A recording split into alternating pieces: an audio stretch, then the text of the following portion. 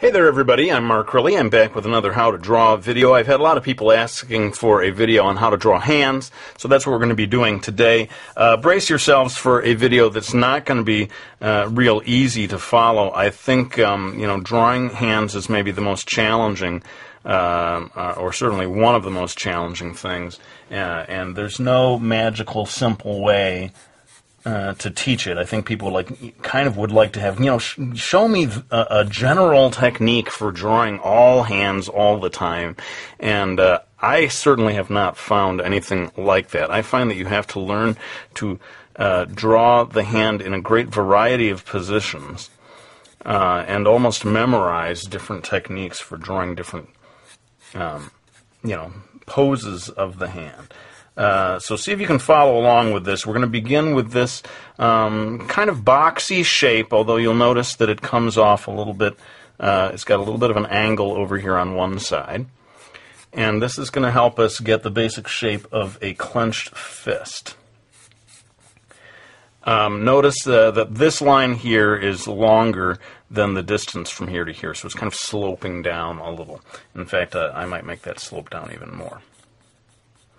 Now we're going to make a second line that is a little closer to the top than to the bottom, and this is going to show us where to put the fingers eventually. I think we should go ahead and try to get the thumb in here. It comes off on this side a little bit of a triangle-like shape, except that when it reaches close to here, to that first line, that's when it's going to cut across and give us the shape of the thumb, which is kind of closing in on top of the fingers, holding all of the fingers in place. Notice that when you look at that first line we drew, the thumb is more above that line than below. And I'm going to go ahead and put a little line for the knuckle there. Maybe a few wrinkles back here. Now it's time to get to the tricky part of drawing each one of the fingers. I think what I'm going to begin with is find a point between these two sides. This point right here is going to help me kind of divide this into two parts, more or less equal, although I guess this part over here is going to, at first, look smaller than this part over here. And what I'm going to do now is draw a curving line for the knuckles, all the way down from this point down towards this point. This is going to help us because the knuckles sort of cascade almost across the hand when it's put into a fist shape like this. And then you can kind of get these fanning lines that delineate each one of the fingers. Notice as you get down to the pinky, as we are all aware, the pinky is the smallest of the fingers, and so the distance between these two lines needs to be smaller. And it is, like I said, fanning out. It's sort of coming in at an angle, whereas here it's more straight up and down. And notice also that the bottom edge of the knuckles is kind of tipping past that first line that we drew. Maybe get another wrinkle or two back here as the skin folds in. Can be very tricky, I find. I wonder if anyone else finds this, to get the shape of the knuckles across here right. You can't just follow straight across that line. It kind of comes up and you get this waving effect as each particularly the middle two knuckles, as they sort of bulge out. And I find that often this second knuckle is the one that's most prominent. Then coming down here to kind of finish things off, the flesh folding in, sort of breaking the bottom of the palm into two parts. You can get the wrist coming off the bottom here. And that's pretty much it. All of these things are really quite subtle, the relationships between each part of the finger. I've come up with my technique for drawing a closed fist. I'm sure other artists come up with their own. But this should, hopefully if you've been struggling, as I often do, to draw a nice clenched fist, this will give you a nice system for doing that. I'm going to kick it into time-lapse to just use my black-colored pencil to do final lines here, and then we'll move on to drawing the other hand over here.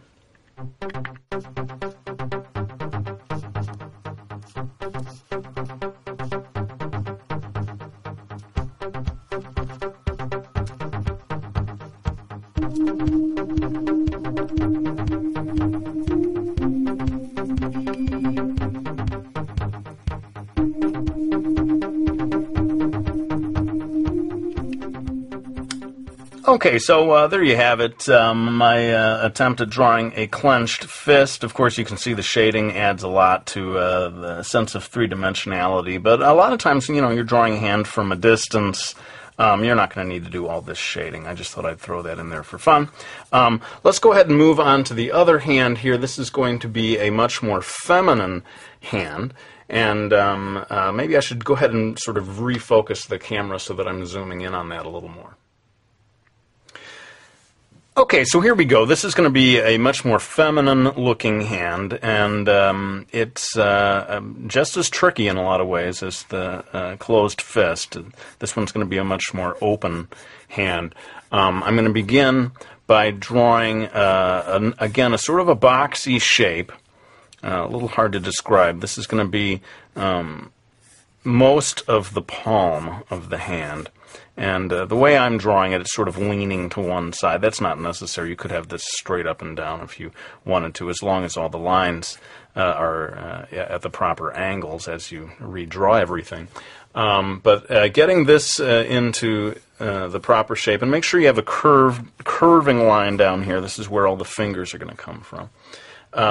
We're going to draw a top to this. It almost, to me, looks a little like the roof of a house, the way this comes back. And this is going to be the base of the palm. The hand is actually reaching down the way I'm drawing it in this position. So it's going to be kind of the opposite of what we drew a moment ago. Once you've got that shape in place, you can move on to drawing the fingers. And this is going to be a bit tricky. I'm going to start by drawing the pinky coming down off this side of the hand, more or less straight up and down.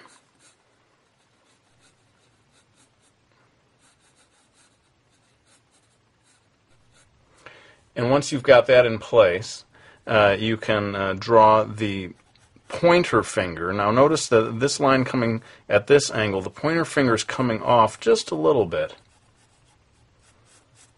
It's pointing in just a slightly different direction. And although the finger breaks into three joints, or divides itself into three joints, I find that when people are drawing a feminine hand, they don't want to get into the details of drawing each one of those individual joints, and more often than not, they'll sort of have it break into what appears to be just two.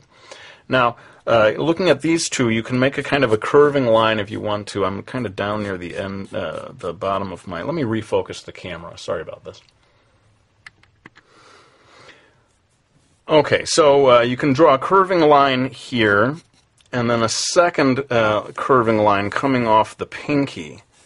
And the two of them are sort of intersecting right about here, a little closer to the pointer finger.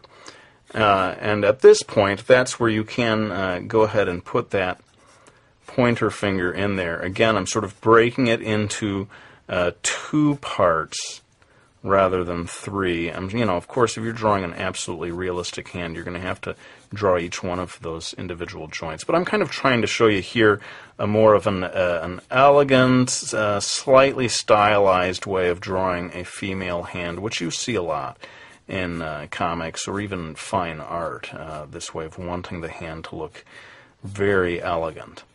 Notice that this finger is just a little shorter than the one next to it. We've got these in place. We can go ahead and start to put the thumb in. The thumb is going to be coming off from this point and curving outward like that. So I'm going to just get a curving line like this. And then at this point, we can get the other part of the thumb it can be tricky to know how long to make the thumb. I think in this particular pose, it's not much longer. The distance here is not much longer than that of the pinky. But you're not. This is not. This area right here is not the whole thumb. As you're going to see, it curves back or continues back here, and then this indication. There we go. Indication of the base of the thumb curves back here until it trails off right around that first line that we drew there. And yeah, we're getting close to having everything in place that we need. I'm not going to be shading this one in to the degree that I did the other one. Like I said, this is more sort of stylized. I'm going to begin to draw the wrist, the top of that sort of the roof of the house, I guess I was calling it. That's where the lines of the wrist are going to come off. For the female hand, you want the wrist to not be too thick, not too masculine looking. And that's pretty much it. Let me go ahead and do some time lapse for adding the final lines. You're not going to see nearly as much shading though, so hopefully we'll be done with this pretty quickly.